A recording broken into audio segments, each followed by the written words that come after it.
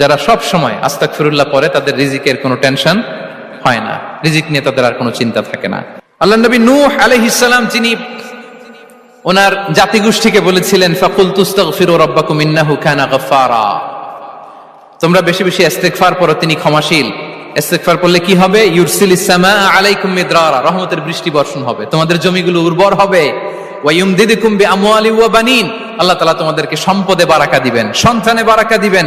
ওয়া ইয়াজআল লাকুম জান্নাতিন ওয়া ইয়াজআল লাকুম আনহারা, তোমাদের ফসল ক্ষেতগুলো সবুজ শ্যামল হয়ে ভরপুর হবে, তোমাদের রিজিকে বারাকা নেমে আসবে।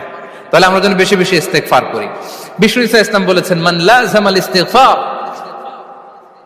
জাআলাল্লাহু লাকুম মিন কুল্লি দিকিন মাখরাজা ওয়া মিন কুল্লি হাম্মিন ফারাজা ওয়া ইয়ারযুকহু মিন হাইসু লা ইয়াহতাসিব, যে সব সময় ইস্তেগফার পড়ে তার কোনো টেনশন থাকে না, তার জীবনে দুশ্চিন্তা আসে না, আর এমন জায়গা থেকে আল্লাহ রিজিকের বন্দোবস্ত করে যেটা সে কল্পনাও করে নাই। সুবহানাল্লাহ বিহামদি। আমরা যেন বেশি বেশি ইস্তেগফার করি। আস্তাগফিরুল্লাহ, এটা হচ্ছে ভেরি শর্ট ফর্ম অফ ইস্তেগফার, অথবা পড়তে পারেন